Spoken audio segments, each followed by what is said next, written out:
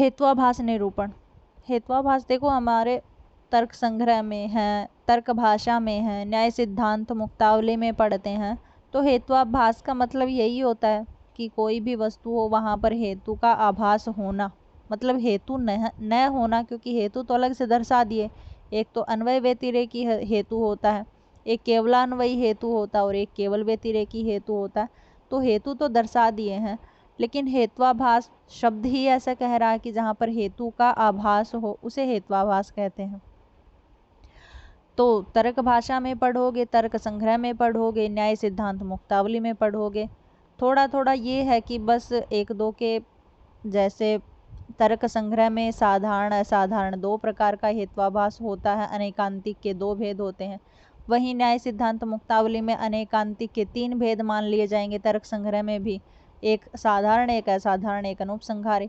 यहाँ पर थोड़ा सा भेदों का भेद है थोड़ा सा, और एक दो अपने अपने जैसे तर्क भाषाकार अपने उदाहरण देते हैं, न्याय सिद्धांत मुक्तावलीकार अपना उदाहरण देता है। तो थोड़े थोड़े उदाहरणों में थोड़ी भिन्नता हो जाएगी, लेकिन हेत्वाभास तो वहीं रहेंगे। 5 ही हेत्वाभास उसमें है, 5 ही उसमें, 5 ही उसमें, और कोई विषय भी चेंज नहीं है कि वहाँ असिद्ध हेत्वाभास कुछ और होता है, यहाँ कुछ और होता है। सारे एक समान ही हैं, बस उदाहरण अपने अपने ग्रंथकार ने अपने अपने ले लिए हैं, इसलिए थोड़ा सा उदाहरणों में भिन्नता मिल जाती है। बाकी हेत्वाभास एक तरीके के ही होते हैं। तो हेत्वाभास 3 प्रकार के हेतु होने से उससे भिन्न जो होते हैं वो हेत्वाभास कहलाते हैं। और हेत्वाभास कितने हैं? तो 5 प्रकार के होते हैं। जहाँ हेतु नहीं होता लेकिन हेतु का आभास होता है कि यहाँ ये कारण है। तो 5 प्रकार के होते हैं: असिद्ध हेत्वाभास, विरुद्ध हेत्वाभास, अनैकांतिक हेत्वाभास, प्रकरण सम हेत्वाभास, और एक होता है कालात्यपदिष्ट हेत्वाभास। देखो कालात्यपदिष्ट हेत्वाभास इतना बड़ा न लिख करके पेपर में हर बार एक ही आता है, बाध्य हेत्वाभास, क्योंकि इसको बाध्य हेत्वाभास के नाम से भी कहा जाता है। तो इस प्रकार से 5 प्रकार के हेत्वाभास कहलाते हैं। पहला है असिद्ध हेत्वाभास। असिद्ध हेत्वा देखो यहाँ पर ऐसे हैं नंबर से है, अगर क्रमशः देखेंगे तो पहला असिद्ध है, फिर विरुद्ध है, फिर अनैकांतिक है, फिर प्रकरण सम है, फिर कालात्यपदिष्ट है, ऐसे हो जाता है। तर्क संग्रह में भी जब देखेंगे तो पहला असिद्ध है, फिर विरुद्ध है, फिर अनैकांतिक है, फिर प्रकरण सम है, और फिर कालात्यपदिष्ट है। कालात्यपदिष्ट को कहीं कहीं बाध्य लिख दिया जाता, बाध्य हेत्वाभास, और प्रकरण सम का भी दूसरा नाम है। और न्याय सिद्धांत मुक्तावली में क्या है? न्याय सिद्धांत मुक्तावली में पहले और तीसरे को एक्सचेंज कर दिया गया है। यहाँ पर पहला असिद्ध है, लेकिन न्याय सिद्धांत मुक्तावली में तीसरा असिद्ध हेत्वाभास है। यहाँ तीसरा अनैकांतिक है, लेकिन न्याय सिद्धांत मुक्तावली में पहला अनैकांतिक है। तो पहले और तीसरे को एक्सचेंज किया है, बाकी दूसरे नंबर पे विरुद्ध, चौथे नंबर पे प्रकरण सम, और 5वें नंबर पे बाध्य यानी कालात्यपदिष्ट हेत्वाभास ही रहता है। थोड़ा क्रम से भी याद कर ही लेना, क्योंकि याद तो करना ही है, तो इसे चक्कर क्रम से ही कर लें, कोई बड़ी बात नहीं है। पहला है असिद्ध हेत्वाभास। असिद्ध हेत्वाभास किसे कहते हैं? मतलब हेत्वाभास खुद ही बोल रहा है कि जहाँ पर असिद्ध हो जाए। अब बताएंगे क्या असिद्ध हो, तो कहते हैं जहाँ पर लिंगत्वेन अनिश्चितो हेतु असिद्ध है। जहाँ पर कोई भी हम कोई बात को सिद्ध करना चाह रहे हैं, उसी बात को साध्य बोलते हैं। तो जहाँ पर साध्य ही अर्थात उसका जो लिंग होता है, उसका जो हेतु होता है वो ही असिद्ध हो जाए, वो ही अनिश्चित हो। जैसे हम बोलते हैं कि इस पर्वत में पानी है इसलिए यहाँ पर आग है, तो यहाँ पर थोड़ा बैठ नहीं रहा, क्योंकि आग और पानी का कोई संबंध नहीं है। तो वहीं जहाँ पर लिंग ही निश्चित न हो वो हेत्वाभास असिद्ध हेत्वाभास कहलाता है। आगे कह रहे तत्र असिद्ध हेत्वाभास त्रिविध है। यहाँ पर जो असिद्ध हेत्वाभास है वो त्रिविध है, 3 प्रकार का होता है। एक आश्रय सिद्ध हेत्वाभास होता है, एक स्वरूपा सिद्ध हेत्वाभास होता है, और एक व्याप्य सिद्ध हेत्वाभास कहलाता है। सबसे पहले आश्रय सिद्ध। आश्रय सिद्ध हेत्वाभास कैसा होता है? तो कह रही यथा गगनम अरविंदम सुरभि, तथा जो कमल का अरविंद होता है, कमल का फूल, तो गगन में कमल का जो फूल है वो सुरभि अर्थात सुगंध वाला है। क्यों सुगंध वाला है? क्योंकि अरविंदत्वात्, क्योंकि वह कमल का फूल है। तो यहाँ तक तो बात ठीक है कि आसमान में खिलने वाला जो कमल है वो सुरभि अर्थात सुगंध वाला है। तो पूछता है सुगंध वाला क्यों है?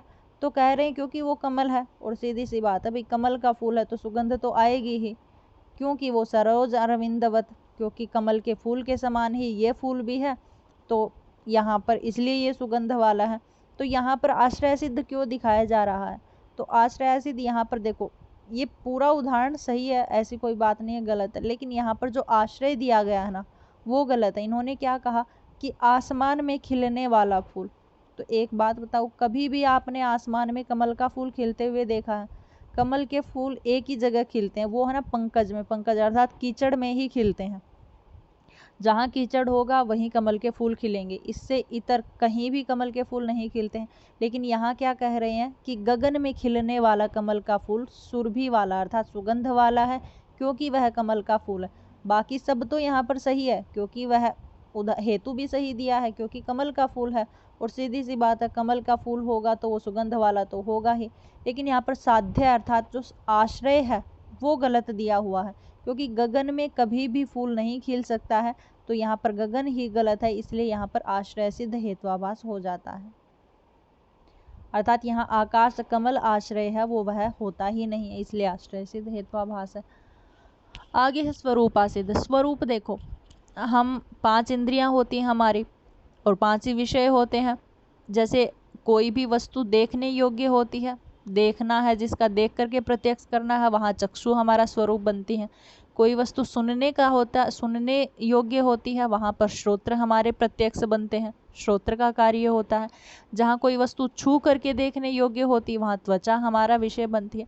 और अपना अलग अलग स्वरूप होता है। सुनने का स्वरूप कर्ण है, देखने का स्वरूप आँखें हैं, छूने का स्वरूप त्वचा है, रस ग्रहण करने का स्वरूप जिह्वा है। तो इस प्रकार से अपना अपना स्वरूप होता है। तो यहाँ कुछ ऐसा उदाहरण दिया जाएगा जिसका स्वरूप असिद्ध हो जाएगा। जैसे इन्होंने क्या कहा कि अनित्य शब्द है, जो शब्द होता है वो अनित्य होता है। देखो मैंने कल भी बताया था, न्याय शास्त्र वाले शब्द को अनित्य ही मानते हैं। इसको ऐसे दिल पे लेके मत बैठ जाना कि शब्द अनित्य नहीं होता है, मैंने तो नित्य पढ़ा था, ये पढ़ा था, वो पढ़ा था। न्याय शब्द को अनित्य ही मानता है, इसलिए बार बार अनित्यत्व का उदाहरण दे रहे हैं। कहीं इन्होंने ये नहीं कहा कि शब्द नित्य होता है, वो वैयाकरण का विषय है। वैयाकरणी नित्य मानते हैं शब्द को, हम भी नित्य मानते हैं, लेकिन अगर न्याय शास्त्र पढ़ रहे हैं तो शब्द हमारे लिए भी अनित्य है। तो ये क्या कह रहे हैं कि अनित्य है शब्द, अर्थात जो शब्द होता है वो अनित्य होता है। अगले ने पूछा क्यों, तो कह रहे चाक्षुषत्वात्, देख लेने के कारण, शब्द को देखा जाने के कारण, क्योंकि हम देखते हैं शब्द को, इसलिए वह अनित्य होता है। जैसे घटवत, जैसे हम घड़े को देखते हैं, घड़ा भी तो अनित्य होता है, उसी प्रकार से हम शब्द को देखते हैं तो शब्द भी अनित्य होता है।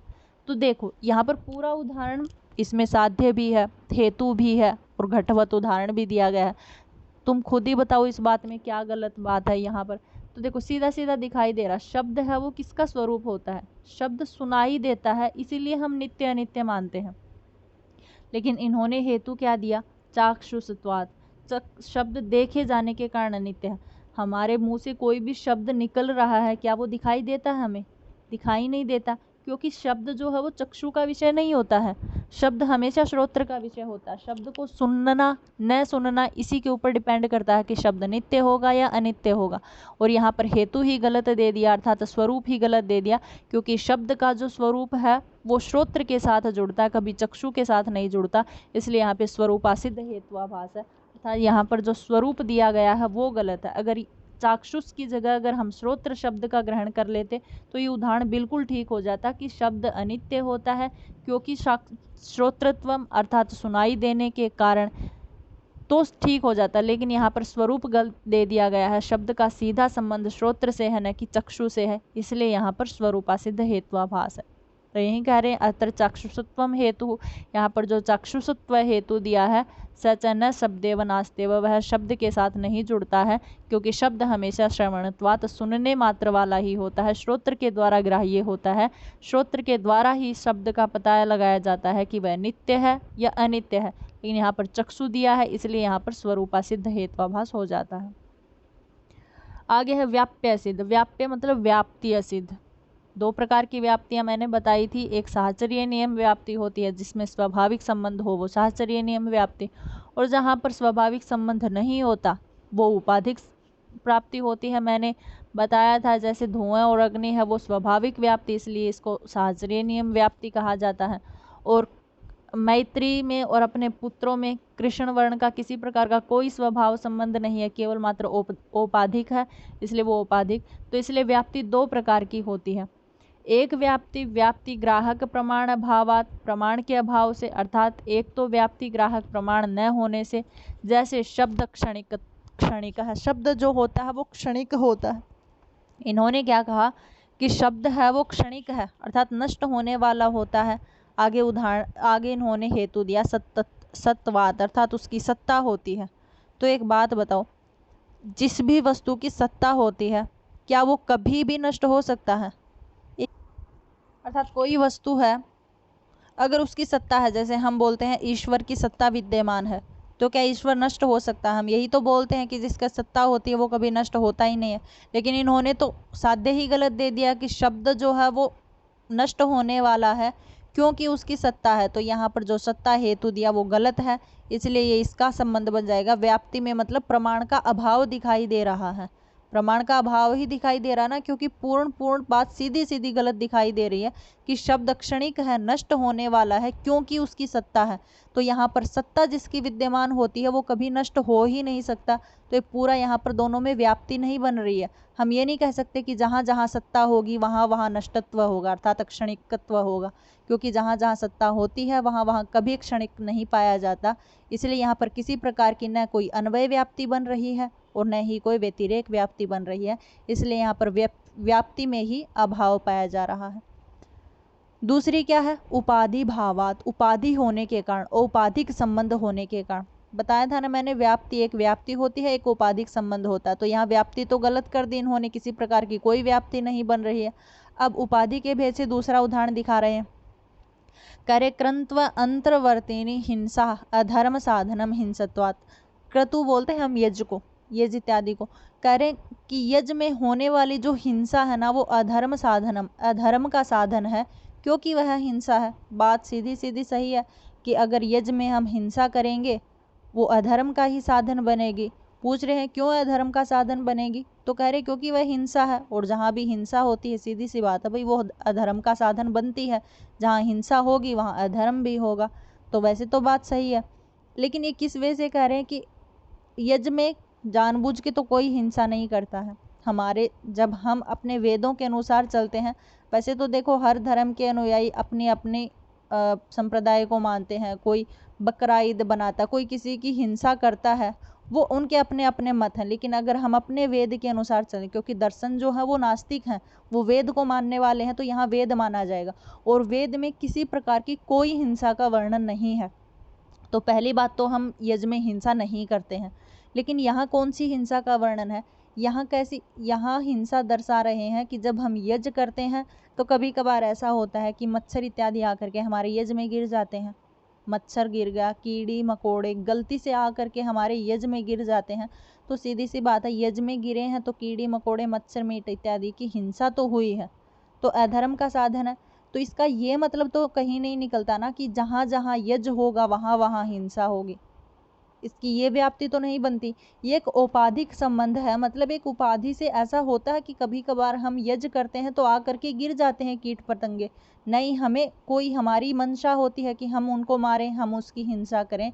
इसलिए यहाँ पर जो संबंध बन रहा है वो कोई व्याप्ति का संबंध नहीं है, औपाधिक संबंध है। कभी कभार यज्ञ करते हैं तो मच्छर आके गिर गया और उसकी हिंसा हो गई, धर्म का साधन बन गया। तो इन सब हिंसा इत्यादि के लिए ही तो हम अग्निहोत्र इत्यादि 5 यज्ञ करते हैं। कभी हम पोछा झाड़ू पोछा लगाते हैं, वहाँ पे हमारे मच्छर कीड़े इत्यादि मर जाते हैं, वहाँ हमें अधर्म की प्राप्ति होती है, इसलिए हम अग्निहोत्र याग करते हैं।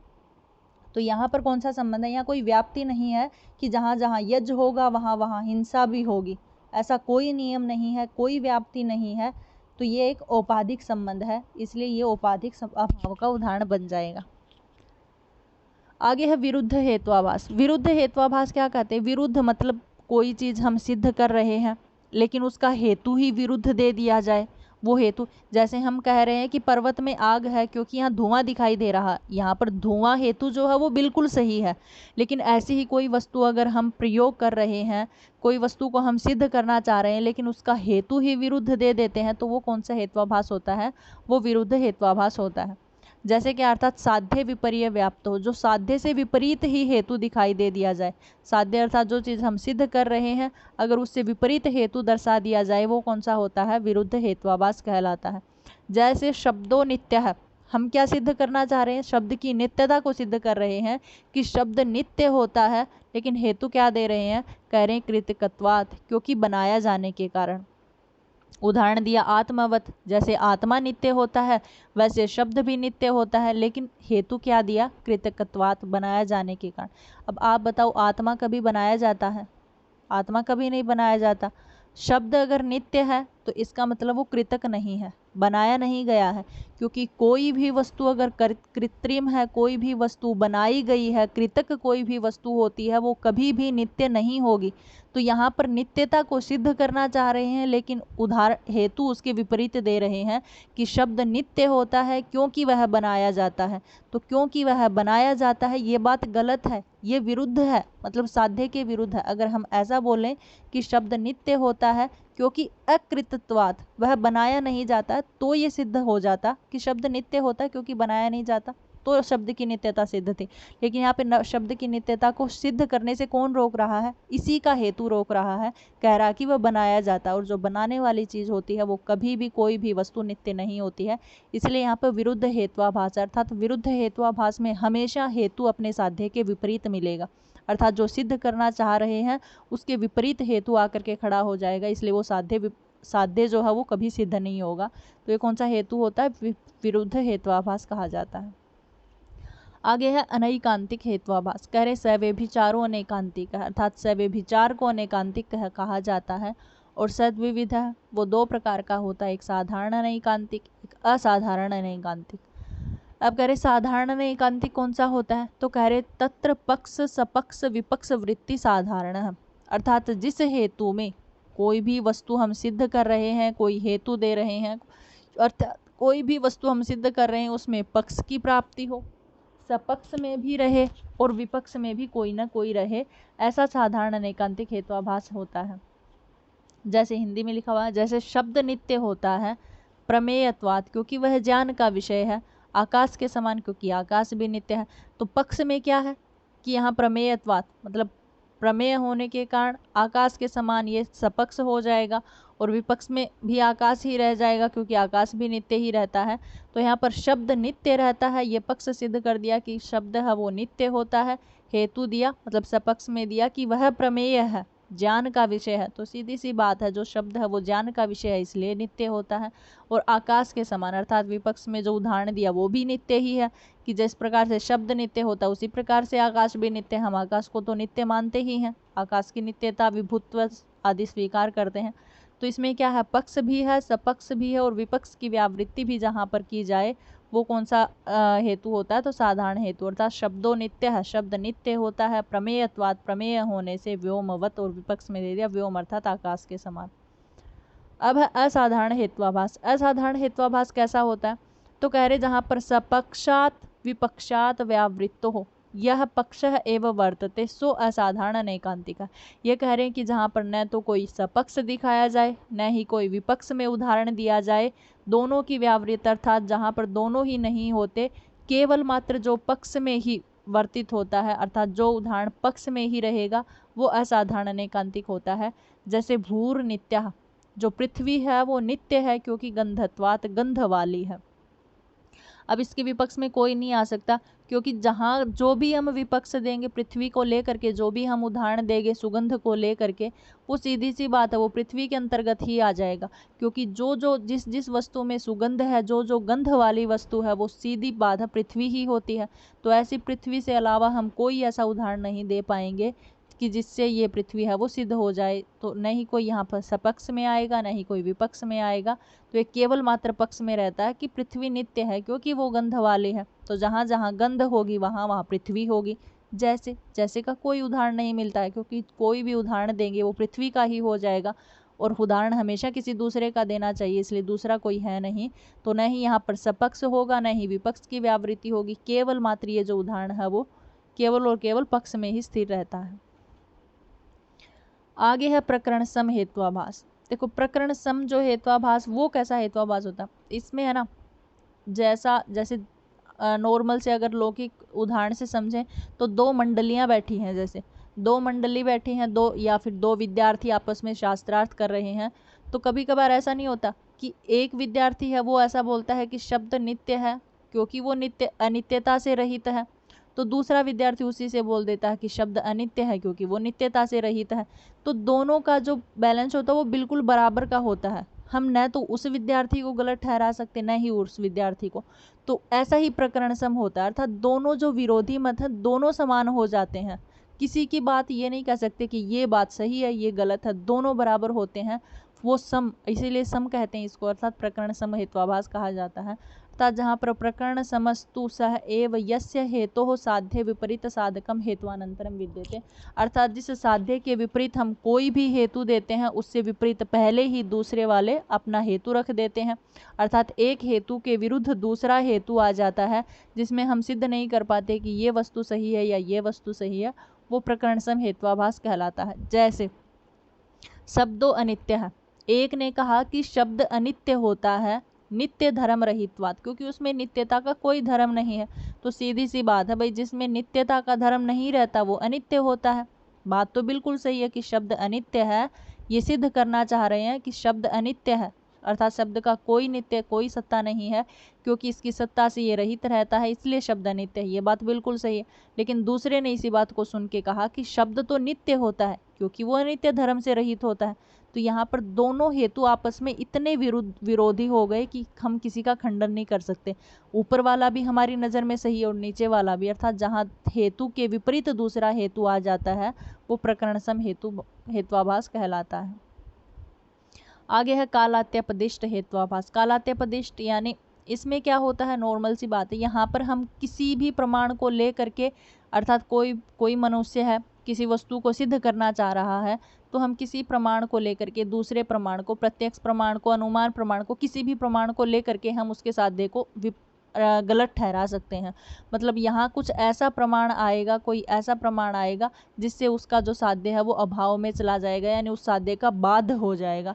वो क्या कहलाता है, कालात्यपदिष्ट नामक हेत्वाभास कहते हैं। अर्थात पक्षे प्रमाणांतरम अवधृत साध्य अभाव हो, अर्थात ऐसे साध्य का अभाव होना जो प्रमाणांतर से, अर्थात किसी दूसरे प्रमाण से साध्य का अभाव हो जाना ही क्या कहता है, बाधित कहलाता है, या उसी को कालात्यपदिष्ट च उच्यते, कालात्यपदिष्ट कहा जाता है। अर्थात जिस साध्य का अभाव अन्य प्रमाण से निश्चित कर दिया जाए, कोई भी साध्य सिद्ध करना चाह रहा है लेकिन कोई दूसरा प्रमाण आकर के उसको बाध देता है तो उसके साध्य का अभाव हो जाता है। तो किसी दूसरे प्रमाण से साध्य का अभाव सिद्ध हो जाता है उसको बाधित कहा जाता है या कालात्यपदिष्ट कहा जाता है।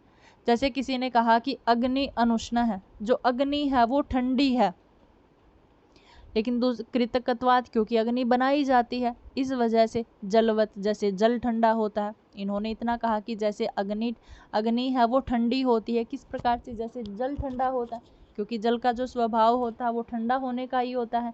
तो उदाहरण तो सही है कि जैसे अग्नि है वो ठंडी होती है जल के समान। तो यहाँ पर किसी ने प्रत्यक्ष करके देखा, अग्नि को हाथ लगा के देखा, तो जैसे ही हाथ लगाया तो उसे पता चल गया ना कि अग्नि ठंडी नहीं होती, अग्नि गर्म होती है, क्योंकि अग्नि का जो स्वभाव है वो तेज रूपी स्वभाव है और जल का जो स्वभाव वो ठंड रूपी स्वभाव है। इसलिए यहाँ पर प्रत्यक्ष प्रमाण से ही बाध हो जाता है। किसी ने हमसे कहा कि अग्नि ठंडी है, हम हाथ लगा के देखते हैं, मतलब स्पर्श करके देखते हैं तो अग्नि गर्म मिलती है, तो अपने स्पर्श रूपी प्रत्यक्ष प्रमाण से ही उसका बाध हो जाता है। तो यहाँ पर कोई मनुष्य है वो सिद्ध क्या करना चाह रहा है कि अग्नि है वो ठंडी है, ये सिद्ध करना चाह रहा है, लेकिन किसी दूसरे प्रमाण ने आकर के, यानी प्रत्यक्ष प्रमाण ने आकर के उसकी सिद्धि को अभाव में बदल दिया, अर्थात उसके सिद्ध जो करना चाह रहा था उसका बाध कर दिया। उसको क्या कहा जाता है, कालात्यपदिष्ट हेत्वाभास या बाध हेत्वाभास कहा जाता है। कभी कभार इसमें साध्य अभावो न लिख करके क्या लिख देते हैं, साध्य शून्य, ऐसा लिख देते हैं कि जहाँ पर साध्य ही शून्य हो जाए, साध्य अर्थात जो सिद्ध करना चाह रहे हैं वो ही शून्य अर्थात वो ही गलत हो जाए, वो कौन सा हेत्वाभास होता है, तो बाध हेत्वाभास होता है। याद रखना, आप कुछ भी लिख सकते हैं, साध्य का अभाव भी लिख सकते हैं कि साध्य का अभाव जिसमें पाया जाए वो कौन सा हेत्वाभास है, तो भी आप कालात्यपदिष्ट या बाध, दो ऑप्शन में से कौन सा ही मिल सकता है, ये होगा। या फिर आपसे पूछ सकते हैं साध्य से शून्य हेत्वाभास कौन सा होता है, तो भी आप यही कहेंगे कि कालात्यपदिष्ट हेत्वाभास, या फिर बाध लिखा मिल जाएगा कि साध्य से शून्य जो हेत्वाभास होता है वो बाध हेत्वाभास के नाम से जाना जाता है। तो ये थे आपके हेत्वाभास, 5 प्रकार के हेत्वाभास थे तर्क भाषा के अनुसार। आई थिंक आपको समझ में आए हो, कहीं न समझ में आए तो आप बता सकते हैं।